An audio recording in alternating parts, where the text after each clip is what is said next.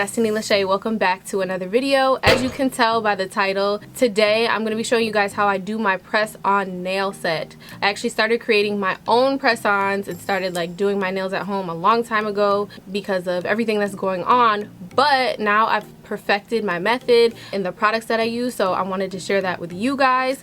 Make sure you check the description box for product details because I have the links and everything down there for you guys. I'm gonna stop talking now and you can go ahead and watch the video.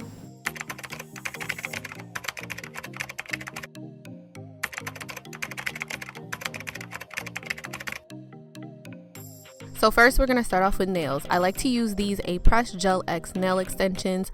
These are awesome. These are the best nails that I've ever used. I love the shape. I love the curve of them. And these nails accept gel nail polish really well. Speaking of gel nail polish, you're going to need some. I get mine off of Amazon. I will have the links to everything down below. You need your base coat, your color, and a top coat. You want to also make sure you have a LED lamp for your gel polish. You're going to need nail glue. This nail glue I get is Beauty Secrets and I get it from Sally Beauty. This nail glue is my favorite nail glue because of the stopper. I love that. And I also love that this nail glue holds my nails on for so long. Like, go get it if you have a problem with your nails popping off. And this Crystal Katina is good too for putting on rhinestones. You definitely need these press-on nail holders. I tried doing this without these and it was a complete disaster, so go on Amazon and get some of those. And then you're gonna need an e-file. This one is great. I got this from Amazon as well. It's really good. It's about like 50 bucks.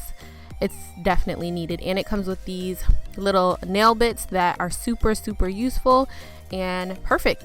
And then to clean up the cuticles and all that, you're gonna need these products, and then also some nail files and or buffers. So first I'm going to take my little press-on nail holders, and these are great because each individual little gold tab comes off and it's magnetic, so it's super easy to take off if you need to paint your nail on the sides and stuff like that. I really like these because it makes my life so much easier when painting my nails. And then it comes with these little sticky clay thingies that you put on the back of the nail, which holds the nail in place on the press-on holder. So those are great. So now I'm gonna go in with my nails. I love these nails. I can't talk about them enough. If you've ever looked at like Kylie Jenner's nails and her nail tech's work, these are the nails that he uses and I absolutely love them. But anyways, I'm gonna go ahead and start fitting the fake nail to my natural nail and putting the nails together as I size them to my fingers. So I like my nails to be a little bit wider than my fingers. I mean, it's whatever you prefer, but I like mine to be a little bit wider, standard. You know, you want it to fit your nail, don't see any spaces on the outside. And I like to put mine out and, you know, put them together so that the sizes match and it's so much easier to put on later. So I've crowned myself the press-on queen only because I've been doing press-ons for years and I feel like I've almost perfected my method, especially when it comes down to creating my own press-ons at this point. Like I said, these nails are great. The nail holder is awesome. This nail gel polish is great that I'm using as well. And my nails lasted, from this video, they lasted like 3 weeks. So that's really good for me. My nails come off so easily, even if I get them done professionally. So I have all of them sized out.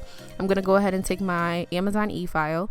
I'm going to use the circle-ish nail tip, e-file tip for this next part, and this is going to help make the surface of our fake nail bed a little bit rougher so that our nail can stick better. So what I like to do is take the e-file and just file the back of the nail, and this makes my press-ons last so long, like 3 weeks and up. Like, I have my nails on for at least 3 weeks. So I go ahead and do that. I make the surface really rough. I get the edges, I get the center, I get all over the nail, and I go ahead and do that to every single nail so that we don't have any issues. So I go ahead and do that, and just making sure that I get every little piece of the nail. So now I'm gonna go ahead and get my nail press-on area set up. I'm gonna go ahead and put the clay on the back of the nail, and I'm gonna place the nail on each little gold metal stand so that we can get ready to paint the nails. It's that simple. These are great. The clay that they give you to hold the nails down, honestly, it holds really, really well, and the nail does not move around whatsoever, because when you're painting, you don't want your nail to move around, because then that messes you up, then your nails don't look as good. Trust me, if you're painting your nails, especially press-ons, you need this thing right here. So now it's time to paint. I'm gonna take my gel polish from Amazon. This is the foundation or the base coat. I'm gonna go ahead and put the base coat on every single nail, and I'm being very generous with this. I'm making sure that it's even, but I'm also being very generous. I dip my brush into the bottle for each nail, basically. So I want to make sure that this bottom layer is pretty thick but even at the same time. And then you're going to take your gel curer or light or whatever, and you're going to cure that for 60 seconds. And then I go in and I take my color. I'm using white because I love white nails, and I'm going to go ahead and paint a really thin layer on each nail. So especially with white, you want to do a thin layer first and then go in with an even layer. This white actually does really, really good with not being too skittish. I don't even know if that's a word, but it's pretty thick when it goes on the first coat. But I still like to do a second coat because it fills in a little bit of the gaps. But anyways, you get what I'm saying. Just go in with thin coats. It makes it a lot better. It makes your nails look a lot more even. So I go in and paint those nails.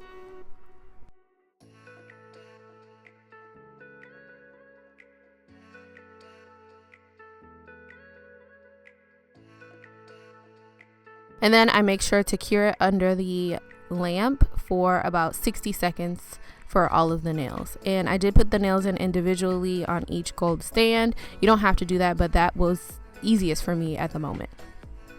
So now I'm going in with the second coat, and I did take each individual nail off the stand so that I can get the edges and the back of the nail and all of that.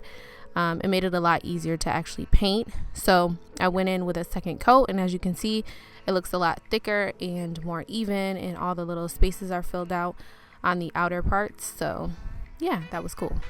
And then I take the nails again and put them back under the gel lamp for 60 seconds and let them cure.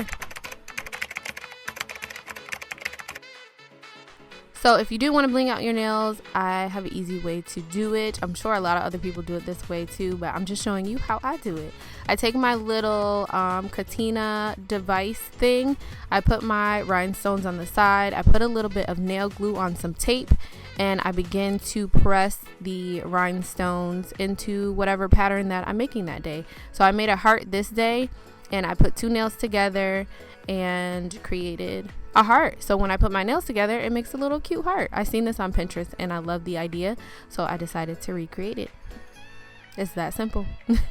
And then just to make the little rhinestones a little bit more shiny, I'm going to take a top coat. I'm going to take my top coat, duh, and I'm going to paint over the nails. And as you can see, it makes it a lot more shiny, and it helps to hold the rhinestones onto the nail because you're going to cure it afterwards under the lamp. So I just make sure I get a thick layer of, top coat, and I put that under the lamp after I'm done. So as you can see, I'm doing the top coat to all of the other nails as well. And then after I do that, I go in and put those under the lamp for 60 seconds, and they're all dry.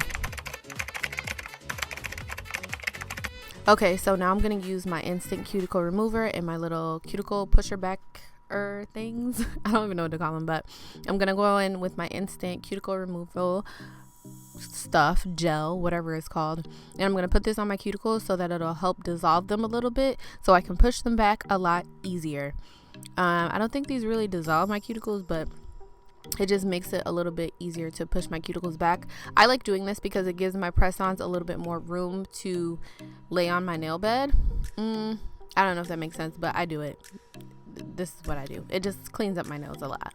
So I go in with my cuticle pusher and push back my cuticles so that my nail bed can be a little bit wider. And I do take some cuticle clippers and I clip my cuticles a little bit. This is being extra.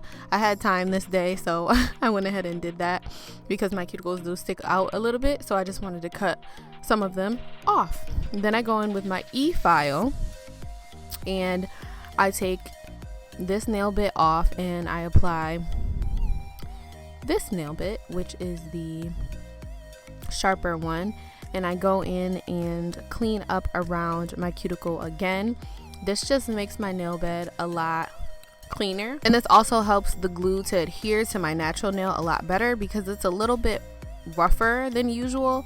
And like I said, this helps clean my cuticles as well, and I can kind of get into the groove of my nails. This e-file is really good. I really like this one. I've had so many e-files, and this one by far is the best that I have purchased off Amazon. And I like the nail bits and everything, and they're super easy to change, and the nail bits aren't wobbly, because some e-files are wobbly and they can ruin your nails, but this one's good. I like to change the nail bit to the circular one and buff and file my natural nails, like the entire nail, because this creates a rough surface, like I said before, and helps the press-on adhere way better to my nail, and it helps it stay a lot longer.